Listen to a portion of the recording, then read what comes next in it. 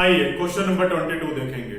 Topic का नाम है bank reconciliation statement, TS Grewal class 12 की बुक में से। देखिए क्वेश्चन में क्या दे रखा है।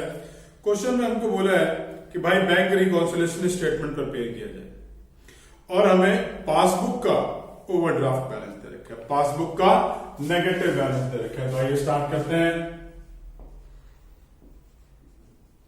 Overdraft balance as per passbook. अब ये तो आप सब लोग जान ही गए हैं कि ओवरड्राफ्ट बैलेंस का मतलब क्या होता है, नेगेटिव बैलेंस। तो भाई माइनस वाले कॉलम में मैंने लिख दिया cheque issued before this date but not presented but presented for payment after that date amounted to ₹900। Cheque issue कर दिया था बट पेमेंट के लिए प्रेजेंट नहीं हुआ,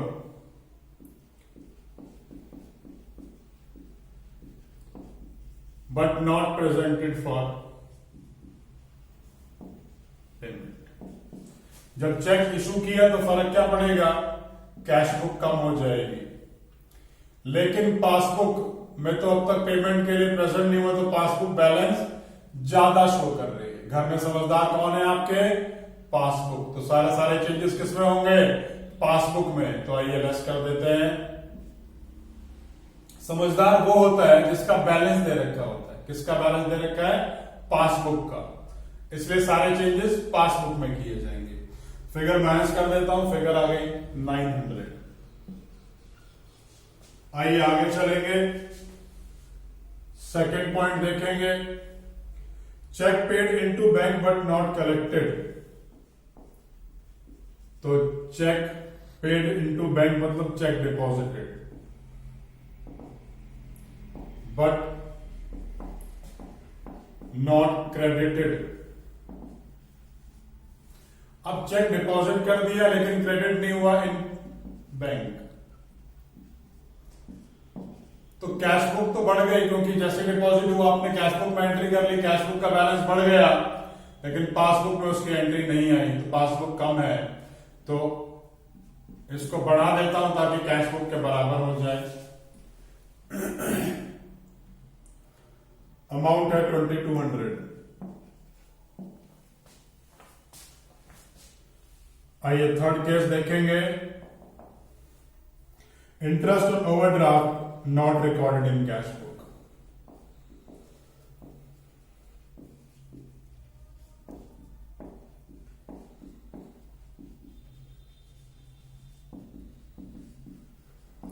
interest on overdraft not recorded in cash book, cash book में record नहीं हुई है।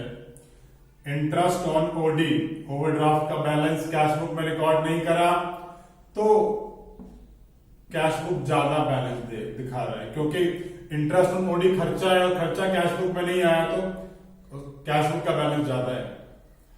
पासबुक में से तो वो खर्चा काट दिया, तो पासबुक का बैलेंस कम है। घर में समझदार कौन है अपने, पासबुक। जिसका बैलेंस दिया होता है वो समझदार होता है और वो दूसरे की बात मान लेता है। अमाउंट कितना हो गया, 1200।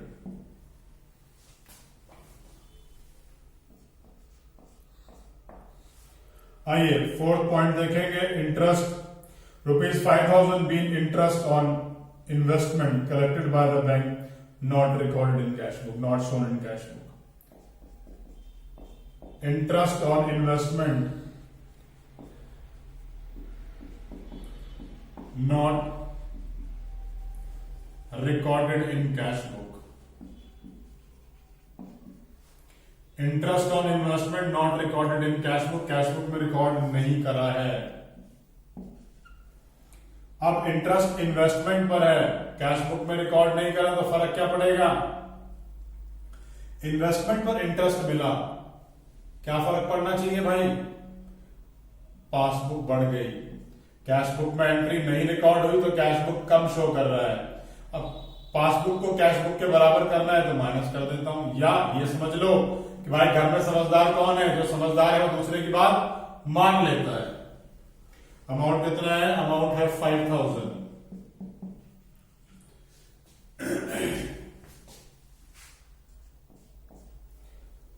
Bank charges not recorded in cash book,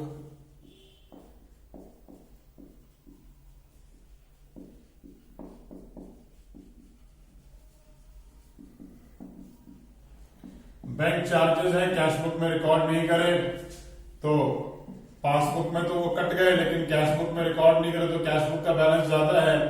और घर में समझदार कौन है, पासबुक तो चेंजेस पासबुक में होंगे। अमाउंट दे रखा है मेरा 50 rupees.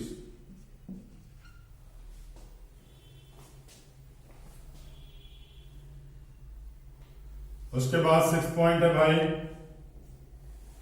800 rupees 800 in respect of dishonored check were entered in the passbook but not recorded in cash book.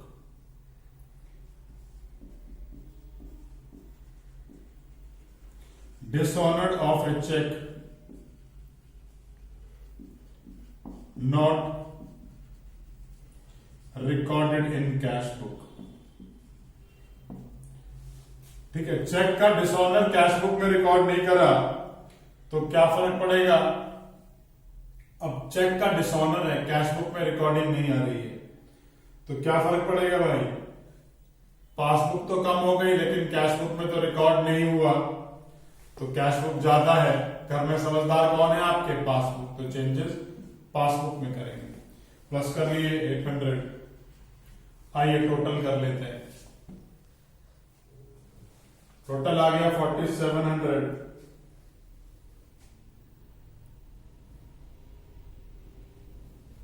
Sorry, bank charges 500 लिख दिए मैं गलती से, 50 है।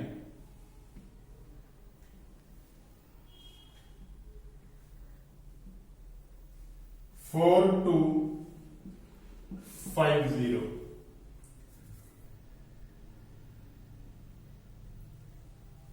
$16,600।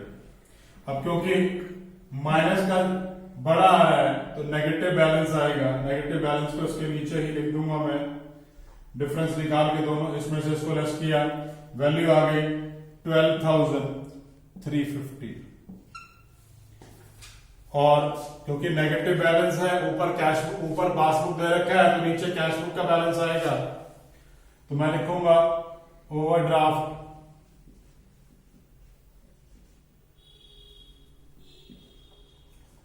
Balance as per cash book. कैसे कैलकुलेट हुआ, 16,600 माइनस 4250। और फाइनली इसी तरीके से हमें ये क्वेश्चन करना है भाई। लेकिन ये जो मैंने cash book plus passbook minus करके लिखा है, ये सिर्फ आपको समझाने के लिए कि फिगर प्लस में आएगी या माइनस में, इसको हमें दिखाने की जरूरत नहीं है भाई क्वेश्चन में, ठीक है ना। ये तो हमने सिर्फ अपनी कैलकुलेशन के लिए इसको यूज किया है। तो फाइनली क्वेश्चन इसी तरीके से करना है। क्वेश्चन में कोई भी डाउट आ रहा है नीचे कमेंट बॉक्स में कमेंट कर सकते हैं। वीडियो अच्छी लगे तो लाइक बटन जरूर प्रेस कीजिए, और अगर इस टॉपिक के ऊपर मेरा वीडियो लेक्चर नहीं देखा तो प्लीज देखिए, उसको देखने से ये सारे कॉन्सेप्ट हमेशा के लिए क्लियर हो जाएंगे।